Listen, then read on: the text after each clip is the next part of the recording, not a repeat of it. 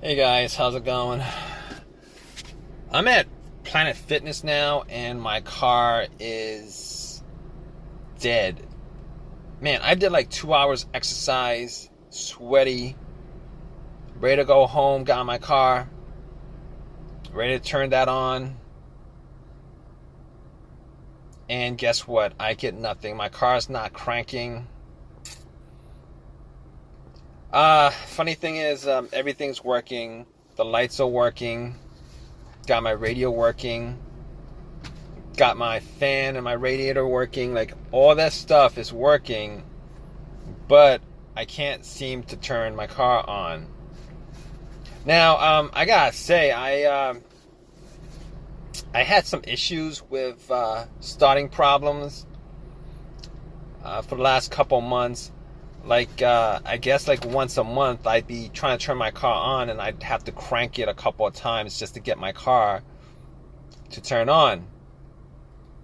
But, after like 3 or 4 different tries, it actually always did turn on and cranked over. I mean, I've noticed that, as more time passes, I've actually had to continue to just lately it's taking a lot more tries to get my car to turn on. Today, nothing. I changed the battery like recently, like within like the last month and a half, thinking that could be the cause of it. And apparently it's not the battery. So anyway, after that happened, I was like, okay, let me see if I left my lights on. I mean, I was only there for like 2 hours. Maybe if I left my lights on, maybe that could be the cause of it. So I went out, checked the lights, and the lights were bright. Normally what happens is if it's like a battery that's weak or whatever, you go out and the lights would be kind of weak or dim. The batteries are not weak or dim. I mean, I looked at it and it was very, very bright. So I was thinking maybe it's not the battery. Maybe it's not the battery. But I was like, I wasn't 100% sure on it. I really wasn't 100% sure on it. So I was like, let me try to get a jump. And luckily, I asked around a couple of people who were parking, and they were nice enough to help me out with a jump. So I put the cables onto the battery, and I tried it immediately. That didn't do anything, but I waited for like a couple minutes, hoping that it would charge up my battery to just crank it up, hoping that was the issue. It was a defective battery, but nothing happened after that. I tried turning it on and nothing happened. Just got the same thing, and got that click. Guys, you know that starter click? It just sounds like a click. Sound like a click. So I'm like, it sounded like a click.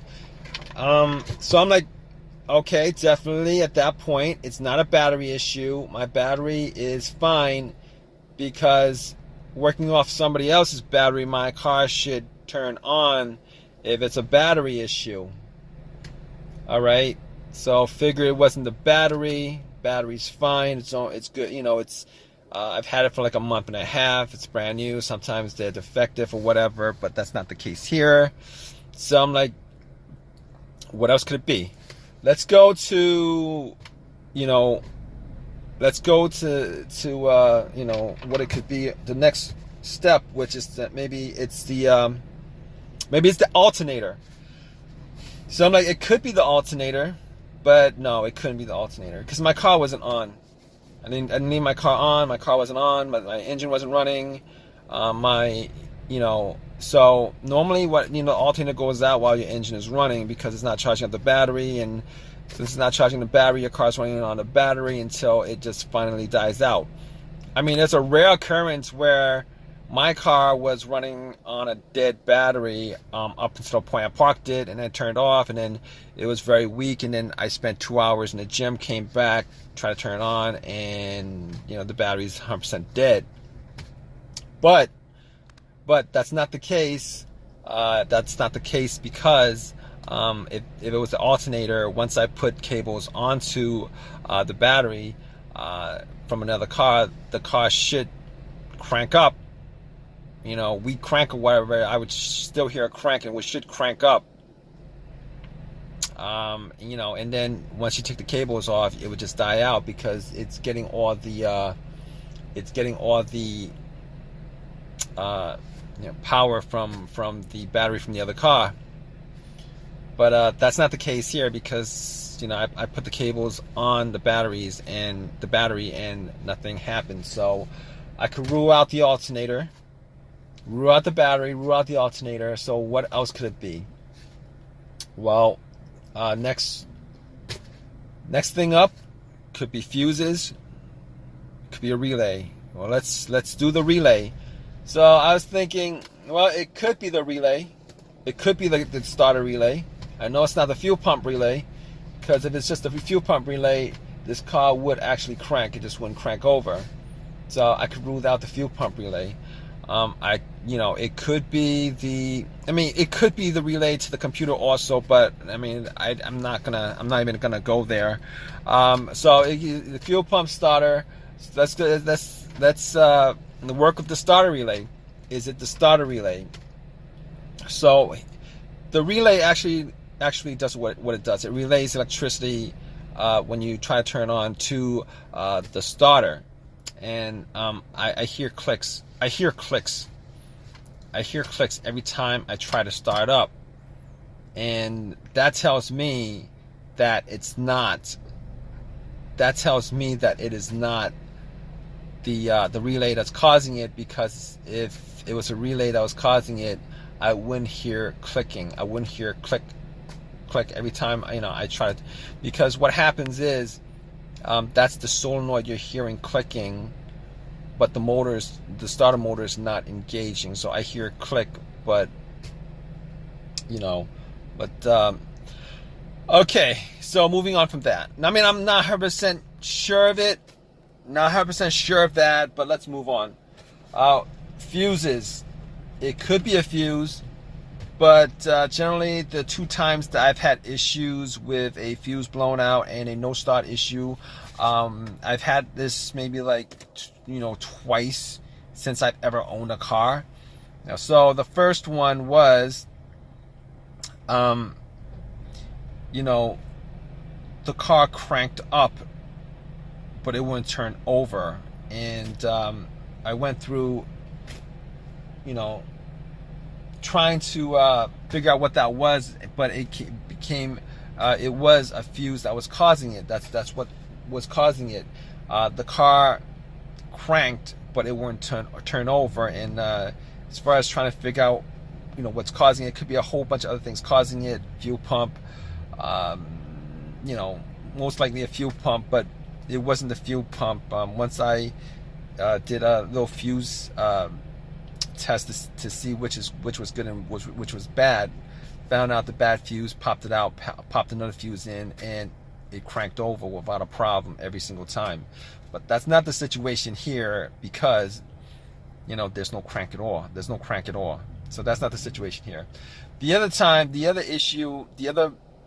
that I had a problem with fuse that caused a no start situation was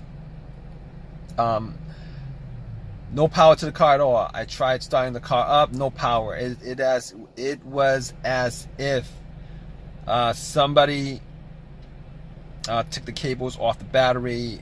Absolutely 100% dead. 100% dead. And it turned out, it was an Acura. It turned out to be a main fuse that connected the battery to the fuse box, and that was blown, which pretty much cut off all the power to the car.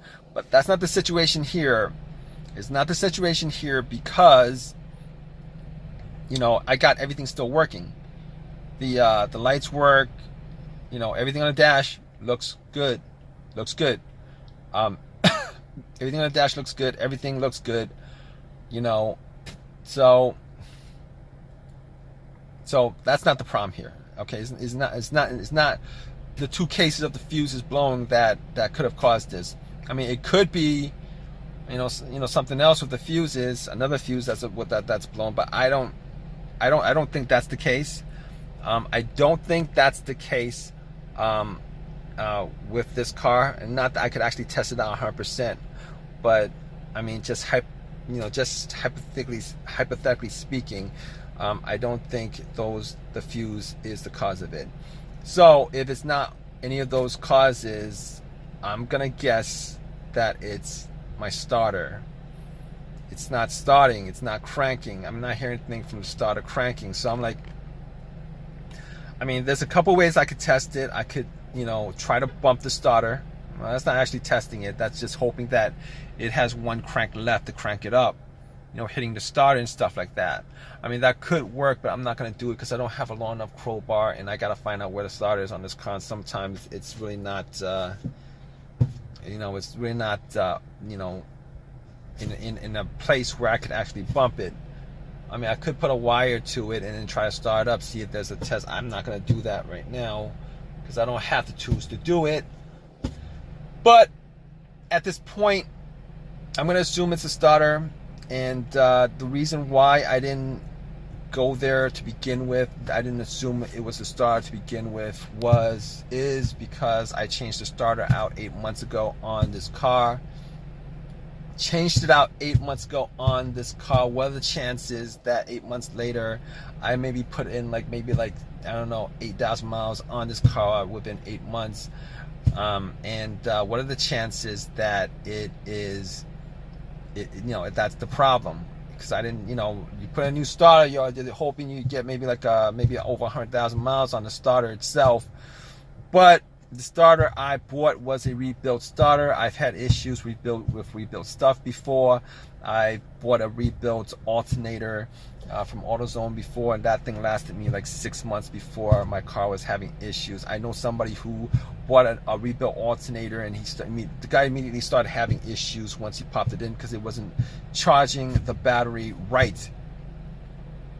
So at this point, I'm thinking it's the starter. I'm waiting for AAA to pick my car up, going through all those steps of trying to figure out what it is.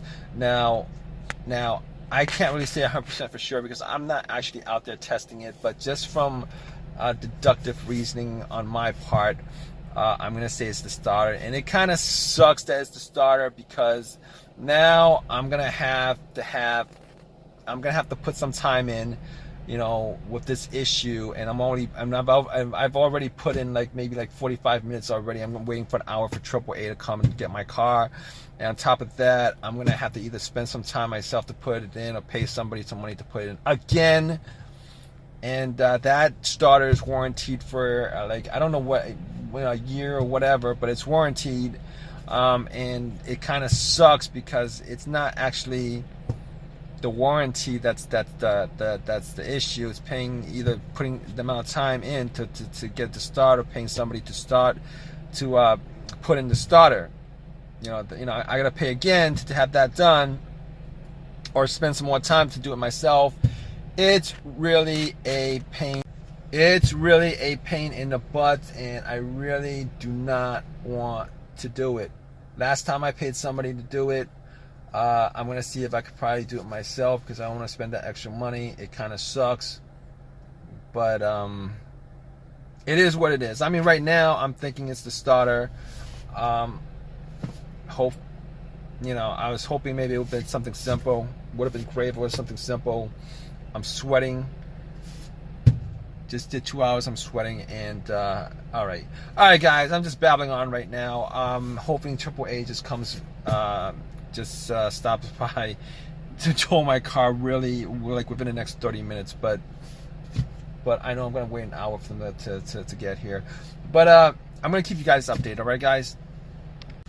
All right, guys. So yeah, got that starter put in. It was a starter. and that actually just sucks. It was the starter that was causing it. Oh man. So I had to pay somebody to do it. Sucks. You know, I'm like within a year, within 8 months now, I had the starter put in twice. And this stuff shouldn't happen, but if you guys know anything about, you guys know anything at all about rebuild stuff, you know, rebuild stuff, they only rebuild like a part of the stuff, part of it. Like the part that's broken is the part they rebuild, and all the other components on the you know, on the starter, alternator, whatever is being rebuilt, that's got the same mileage that it had on there originally. So, I mean, I did not want to buy a brand new starter because, you know, they're like twice as much, like $300 versus $150. You know, had warranty on it, so I got the starter anyway, warranted. You know, it's still warranted, but still, I didn't want to pay any more than I need to. Already complained to them about it, but you know, they're not going to give me money to get it redone. So, but that's just what it is. That's probably why it's warranted to begin with. But anyway, hope you guys enjoyed this video, or I hope it has helped you out. Please give me a thumbs up. If you guys got any comment, please comment, and please subscribe, guys. All right, take care.